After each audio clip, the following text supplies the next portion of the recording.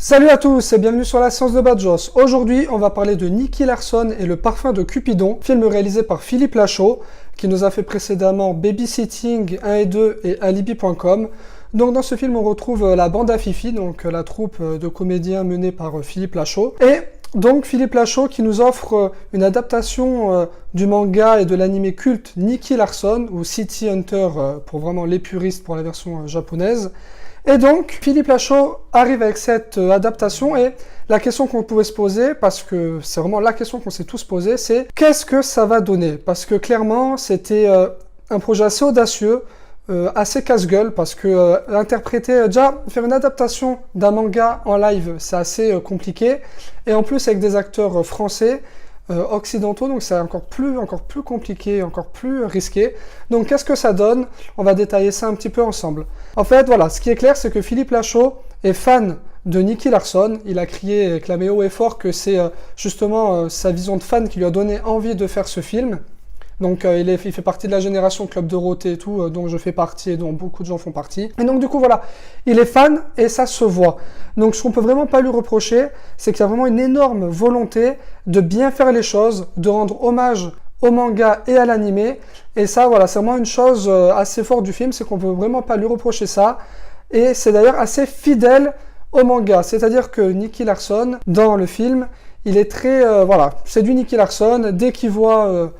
une fille, il bave. Dès qu'il voit un nichon, un bout de fesse, il n'en peut plus. Donc ce côté-là est très très bien reproduit. Il met vraiment l'accent dessus. Donc au niveau de ce côté-là, je pense que les fans ne seront pas déçus. Ensuite, voilà, il y a un petit peu ce problème, un petit peu des fois un peu étrange, du côté que voilà, c'est un manga, c'est japonais, c'est avec des acteurs donc français. Et des fois, c'est vrai que ça sonne un peu pas faux, parce que ce serait dur de dire que ça sonne faux, mais ça cloche un petit peu. Alors, il y est pour rien, ça clairement, les acteurs, personne n'y est pour grand chose, mais des fois c'est vrai que ça fait c'est un petit peu louche, mais c'était un petit peu sûr, voilà, c'était sûr que ça allait être comme ça. C'est pas un énorme défaut en soi, mais des fois c'est un petit peu louche. Ensuite, une chose qui est très bien dans le film, c'est qu'il y a beaucoup de clins d'œil à d'autres mangas, à d'autres animés, dont certaines choses du Club Dorothée, et c'est assez rigolo, ça s'est bien mis en place, c'est des caméos toujours très sympas et assez subtils, et ça marche vraiment bien. Ensuite, au niveau de l'humour. Alors déjà, c'est sûr que si vous êtes allergique à l'humour de la bande à Fifi, donc si vous détestez l'humour de Babysitting, de Alibi.com, clairement vous allez avoir du mal avec ce film, parce que on est vraiment dans le même humour. Voilà, c'est vraiment un peu pipi caca, c'est toujours très en dessous de la ceinture. Alors sur moi, ça marche pas toujours, mais ça marche quand même de temps en temps. Je trouve qu'il y a certaines idées qui sont assez bonnes, il y a certaines choses qu'on voit venir, d'autres non, donc ça marche plus ou moins bien. Moi, j'aime beaucoup la bande à Fifi, donc du coup, je me retrouve assez facilement dans cet humour-là. Et il y a un côté sympathie aussi qui fonctionne. Donc du coup, voilà, après ce qu'on peut un peu reprocher au niveau du scénario, c'est qu'il est tout à fait classique. Et on peut lui reprocher le fait que ça soit un petit peu des enchaînements de gags. Voilà, c'est vrai que on a un petit peu la sensation, surtout vers la moitié fin du film, que là, on fait durer juste pour pouvoir enchaîner quelques gags, parce qu'on avait des bonnes idées de gags qu'on voulait les placer dans le film pour que ça fasse rigoler un certain public. Et donc du coup, voilà, on a un peu cette sensation-là, ça c'est un petit peu dommage. D'un point de vue réalisation, il y a des choses qui sont assez bien travaillées. On a d'ailleurs quelques tout petits plans séquences. On a un plan à la première personne, vue FPS, et qui fonctionne vraiment bien. D'ailleurs, les scènes de combat sont plutôt très bien chorégraphiées, assez bien filmées. Et je suis assez surpris par rapport à ça. Je trouve que là, Philippe Lachaud, il a montré quelque chose d'original, parce que c'est un peu la première fois qu'on le voit faire filmer des scènes de combat comme ça, et je trouve que ça marche plutôt bien, c'est assez bien fait, il y a des bonnes idées, et ça marche vachement bien. Il y a aussi un plan qui rappelle vraiment l'animé, avec un fond bleu derrière, ou le personnage qui saute, il y a vraiment des clins d'œil par rapport à ça, et voilà, il y a vraiment des effets assez stylisés qui sont assez jolis, et qui fonctionnent vraiment bien, et qui marchent vraiment dans l'univers du coup de ce qu'on est en train de regarder. Ensuite, un petit défaut que j'ai à noter, c'est le personnage de Tarek Boudali. Pour moi, le personnage, il ne sert strictement à rien, et il est vraiment juste là pour pouvoir mettre Tarek dans le film. Donc Tarek, c'est le meilleur ami de Philippe Lachaud, c'est vraiment pour pouvoir le mettre, parce que franchement, son personnage, il sert strictement à rien.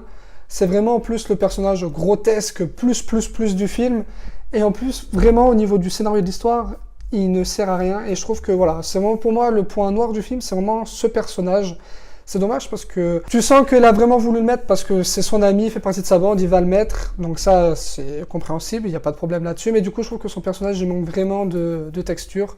Donc voilà, ça c'est un petit peu dommage. Et ensuite, une petite chose qu'on peut constater, parce que vu que le film a été tourné dans ma région, chez moi, ça a été tourné à Nice, Monaco, Menton, Antibes. Il y a des petites choses qui sont un petit peu rigolotes, c'est-à-dire qu'à un moment donné, par exemple, il y a une course-poursuite, et on passe de Monaco, un virage, on est à Menton, un virage, on est à Antibes, Villefranche, Antibes. Et ça, bon voilà, c'est pas un drame en soi, c'est pas très grave, ça arrive dans plein de choses, mais là, vu que c'est dans une région que je connais très très bien et que c'est chez moi, forcément, je le remarque, et du coup, c'est un petit peu curieux, quoi. D'un plan à l'autre, on saute de 50 km, on prend un virage, on revient à 40 km en arrière. C'est assez rigolo, c'est futile, c'est pas très grave, mais c'est un petit détail qui nous fait sourire. Donc, du coup, voilà, c'est tout ce que j'ai à dire sur Nicky Larson. En gros, voilà, humour très potache, c'est du Nicky Larson. On sent qu'il y a une vraie volonté de bien faire et de vouloir rendre hommage du mieux possible au manga et à l'anime. Donc, je donne la note de 3,5 sur 5 parce que je salue l'initiative. Je trouve que ça fonctionne assez bien par moment et déjà que ça fonctionne assez bien, pour moi c'est déjà une petite réussite. Merci à tous d'avoir regardé cette vidéo. Comme d'habitude, n'hésitez pas à commenter, liker, partager et vous abonner. Et moi sur ce, je vous dis hasta la vista baby.